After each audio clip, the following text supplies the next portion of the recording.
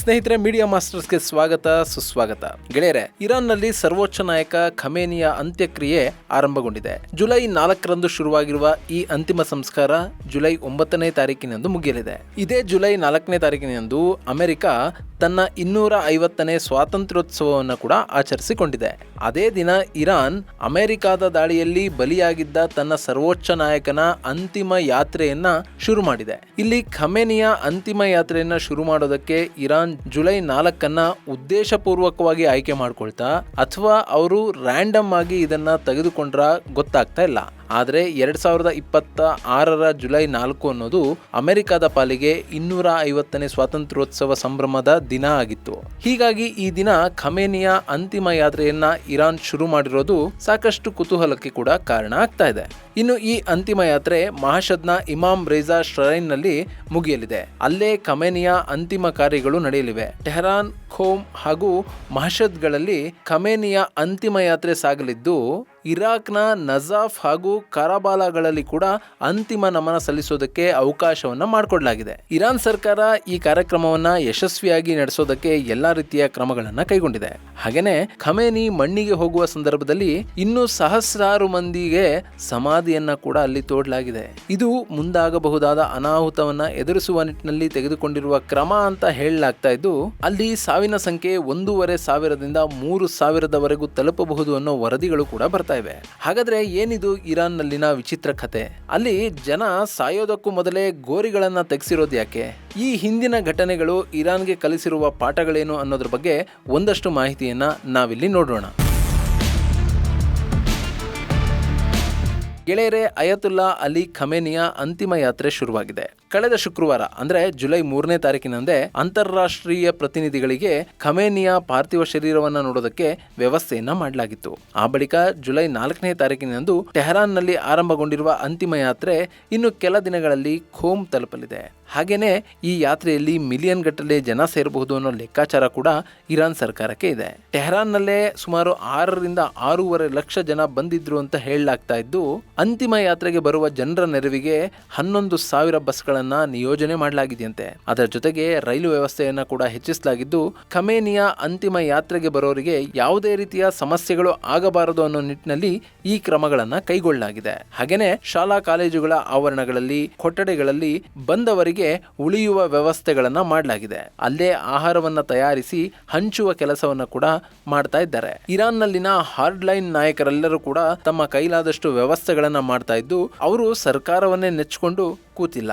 ತಮ್ಮ ನೆಚ್ಚಿನ ನಾಯಕನ ಅಂತಿಮ ಸಂಸ್ಕಾರದಲ್ಲಿ ತಮ್ಮದು ಕೂಡ ಸ್ವಲ್ಪ ಕೊಡುಗೆ ಇರಲಿ ಅನ್ನೋ ನಿಟ್ಟಿನಲ್ಲಿ ಈ ರೀತಿಯ ವ್ಯವಸ್ಥೆಗಳನ್ನ ಮಾಡಿದ್ದಾರೆ. ಹೀಗಾಗಿನೇ ಖಮೇನಿಯ ಅಂತಿಮ ಯಾತ್ರೆಗೆ ನಿರೀಕ್ಷೆಗೂ ಮೀರಿದ ಜನ ಬರುವ ಸಾಧ್ಯತೆಗಳು ಹೆಚ್ಚಾಗಿವೆ. ಇನ್ನು ಟೆಹರಾನ್ನಿಂದ ಹೊರಟಿರುವ ಪಾರ್ಥಿವ ಶರೀರ ಖೋಮ್ ಮತ್ತು ಮಹಷದ್ನ ತಲುಪಲಿದೆ. ಈ ಖೋಮ್ ನಗರ ಇದೆಯಲ್ಲ, ಇದು ಇರಾನ್ನ ಅತ್ಯಂತ ಪ್ರಮುಖ ಧಾರ್ಮಿಕ ನಗರಗಳಲ್ಲಿ ಒಂದು. ಇದು ಶಿಯಾ ಮುಸ್ಲಿಮರ ಪ್ರಮುಖ ಆಧ್ಯಾತ್ಮಿಕ ಕೇಂದ್ರ ಆಗಿದ್ದು, ಇರಾನ್ನ ರಾಜಧಾನಿ ನಗರಿ ಟೆಹರಾನ್ನಿಂದ 140 ಕಿಲೋಮೀಟರ್ನಷ್ಟು ದಕ್ಷಿಣಕ್ಕೆ ಈ ಖೋಮ್ ನಗರ ಇದೆ. ಇದು ಖೋಮ್ ಪ್ರಾಂತ್ಯದ ರಾಜಧಾನಿಯಾಗಿದ್ದು, ಉಪ್ಪಿನ ಮರುಭೂಮಿಯ ಪಕ್ಕದಲ್ಲೇ ಇದೆ. ಈ ಖೋಮ್ ಸಸಾನಿಯನ್ ಕಾಲದಿಂದಲೂ ಇರೋ ನಗರವಾಗಿದ್ದು, ಇಸ್ಲಾಂ ಹರಡಿದ ನಂತರ ಇದು ಶಿಯಾಗಳ ಅತ್ಯಂತ ಮಹತ್ವದ ಕ್ಷೇತ್ರವಾಗಿ ಬದಲಾಗಿದೆ. ಇಲ್ಲಿರುವ ಫಾತಿಮಾ ಮಶುಮೆ ಶ್ರೈನ್ ಇಮಾಮ್ ರೇಜಾ ಅವರ ಸಹೋದರಿ ಫಾತಿಮಾ ಅವರ ಹೆಸರಲ್ಲಿ ನಿರ್ಮಾಣ ಆಗಿದೆ. ಹೀಗಾಗಿನೇ ಈ ಫಾತಿಮಾ ಶ್ರೈನ್ಗೆ ಇಮಾಮ್ ರೇಜಾ ಶ್ರೈನ್ಗೆ ಇರುವಷ್ಟೇ ಮಹತ್ವ ಸಿಗ್ತಾ ಇದೆ. ಇನ್ನು ಇದು ಇರಾನ್ನ ಅತಿ ದೊಡ್ಡ ಧಾರ್ಮಿಕ ಕಲಿಕಾ ಕೇಂದ್ರ ಆಗಿದ್ದು,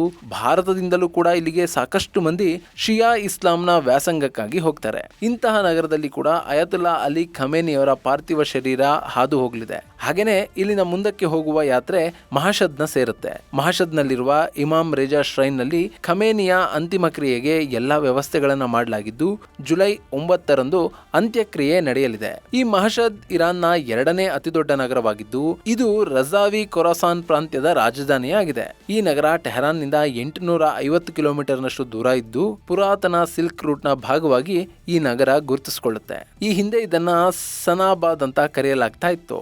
ಕಾಲಕ್ರಮೇಣ ಅದು ಮಹಷದ್ ಆಗಿದೆ. ಯಾಕೆಂದ್ರೆ ಮಹಷದ್ ಅಂತಂದ್ರೆ ಹುತಾತ್ಮನ ಸಮಾಧಿಯ ಸ್ಥಳ ಅಂತ ಹೇಳಲಾಗುತ್ತೆ. ಸೊ ಇಲ್ಲಿ ಶಿಯಾಗಳ 8ನೇ ಇಮಾಮ್ ಆಗಿದ್ದ ಇಮಾಮ್ ರೇಜಾ ಅವರ ಸಮಾಧಿ ಇದೆ. ಹೀಗಾಗಿನೇ ಈ ನಗರದ ಹೆಸರನ್ನ ಮಹಶದ್ ಅಂತ ಬದಲಿಸಲಾಗಿದೆ.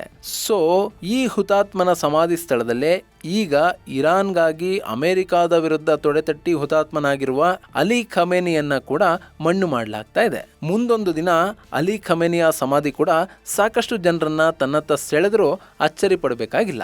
ಇನ್ನು ಇಲ್ಲಿನ ಇಮಾಮ್ ರೇಜಾ ಶ್ರೈನ್ ಬಗ್ಗೆ ನಿಮಗೆ ಮತ್ತೊಮ್ಮೆ ಹೇಳೋದಾದ್ರೆ, ಇದು ಇರಾನ್ನಲ್ಲಿನ ಪವಿತ್ರ ಕ್ಷೇತ್ರಗಳಲ್ಲಿ ಒಂದು. ಈ ದರ್ಗಾ ಜಗತ್ತಿನಲ್ಲೇ ಶಿಯಾ ಮುಸ್ಲಿಮರ ಅತಿ ದೊಡ್ಡ ಧಾರ್ಮಿಕ ಕ್ಷೇತ್ರ ಅನ್ನೋ ಖ್ಯಾತಿಗೂ ಕೂಡ ಪಾತ್ರ ಆಗಿದೆ. ಇದು ಸರಿಸುಮಾರು 12 ಲಕ್ಷ ಚದರ ಮೀಟರ್ನಷ್ಟು ದೊಡ್ಡದಾಗಿದ್ದು, ಸಾಮಾನ್ಯ ಶಕ 818ರಲ್ಲಿ ಶಿಯಾ ಮುಸ್ಲಿಮರ 8ನೇ ಧರ್ಮಗುರು ಅಲಿ ಇಬ್ನ ಮೂಸಾ ಅಲ್ ರಿದಾ ಅಥವಾ ಇಮಾಮ್ ರೇಜಾ ಅಂತ ಕರೆಸಿಕೊಳ್ತಾ ಇದ್ದ ಧಾರ್ಮಿಕ ನಾಯಕನ ಸಾವಿನ ನಂತರ ಅವನ ಸಮಾಧಿಯನ್ನ ಇಲ್ಲಿ ಕಟ್ಟಲಾಯಿತು. ಈ ಇಮಾಮ್ ರೇಜಾ ಪ್ರವಾದಿಯವರ ವಂಶಸ್ಥ ಅಂತ ಕೂಡ ಹೇಳಲಾಗುತ್ತೆ. ಇಂತಹ ಇಮಾಮ್ ರೇಜಾ ಅವರ ಸಮಾಧಿ ನಿರ್ಮಾಣದ ನಂತರ ಈ ಭಾಗವನ್ನ ಆಳಿದ್ದ ಅಬಸಿಡ್, ತೈಮುರಿಡ್, ಸಫವಿಡ್ ಹಾಗೂ ಕರ್ಜ್ ರಾಜವಂಶಗಳು ಸಮಾಧಿಯನ್ನ ನಿರಂತರವಾಗಿ ಅಭಿವೃದ್ಧಿ ಪಡಿಸಿದ್ವು. ಹೀಗಾಗಿ ಈಗ ಇದು ಜಾಗತಿಕವಾಗಿ ಅತಿ ದೊಡ್ಡ ಧಾರ್ಮಿಕ ಕ್ಷೇತ್ರಗಳಲ್ಲಿ ಒಂದು ಅಂತ ಗುರುತಿಸ್ಕೊಳ್ತಾ ಇದೆ. ಇಲ್ಲಿಗೆ ಪ್ರತಿ ವರ್ಷ 3 ಕೋಟಿಗೂ ಅಧಿಕ ಮಂದಿ ಭೇಟಿ ಕೊಡ್ತಾರೆ. ಇಂತಹ ಜಾಗದಲ್ಲೇ ಖಮೇನಿಯ ಅಂತ್ಯ ಸಂಸ್ಕಾರ ಕೂಡ ನಡೀತಾ ಇದೆ. ಇನ್ನು ಈ ಅಂತಿಮ ಸಂಸ್ಕಾರದ ಯಾತ್ರೆಯ ನಡುವೆ ಇರಾನ್ ನಲ್ಲಿ ಕೇಳಿ ಬರ್ತಾ ಇರುವ 2 ಪ್ರಮುಖ ವಿಷಯಗಳನ್ನ ನಾವು ಗಮನಿಸಬೇಕು. ಮೊದಲನೆಯದ್ದು, ಈ ಯಾತ್ರೆ ಮೇಲೆ ಇಸ್ರೇಲ್ ಏನಾದ್ರು ದಾಳಿ ಮಾಡಿಬಿಡುತ್ತಾ ಅನ್ನೋ ಭಯ. ಗೆಳೆಯರೆ, ಈ ಭಯದಿಂದಲೇ ಅಲಿ ಖಮೇನಿಯ ಪಾರ್ಥಿವ ಶರೀರವನ್ನ ಸುಮಾರು 4 ತಿಂಗಳಿಗೂ ಹೆಚ್ಚು ಕಾಲ ರಕ್ಷಣೆ ಮಾಡಿ ಈಗ ಅದರ ಅಂತಿಮ ಕ್ರಿಯೆಯನ್ನ ಮಾಡಲಾಗ್ತಾ ಇದೆ. ಇನ್ನು ಈಗಲೂ ಕೂಡ ಇರಾನ್ಗೆ ಇಸ್ರೇಲ್ ಬಗ್ಗೆ ಭಯ ಇದ್ದೇ ಇದೆ.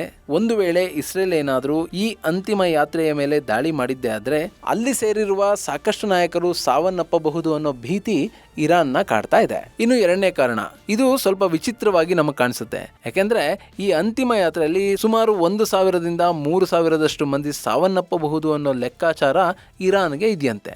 ಈ ಬಗ್ಗೆ ಜರ್ಮನಿಯ ವೆಲ್ಟ್ ಪತ್ರಿಕೆ ವರದಿ ಮಾಡಿದ್ದು, ಇರಾನ್ನ ರೆಡ್ ಕ್ರೆಸೆಂಟ್ ಹಾಗೂ ರಾಷ್ಟ್ರೀಯ ವಿಪತ್ತು ನಿರ್ವಹಣಾ ಸಂಸ್ಥೆಗಳು ಸಿದ್ಧಪಡಿಸಿರುವ ರಹಸ್ಯ ದಾಖಲೆಗಳಲ್ಲಿ ಜನಸಂದಣಿ ಹಾಗೂ ತೀವ್ರ ಬಿಸಿಲಿನ ಕಾರಣದಿಂದ 1,500ರಿಂದ 3,000ದಷ್ಟು ಜನ ಸಾವನ್ನಪ್ಪುವ ಸಾಧ್ಯತೆ ಇದೆ ಅಂತ ಹೇಳಲಾಗಿದೆಯಂತೆ.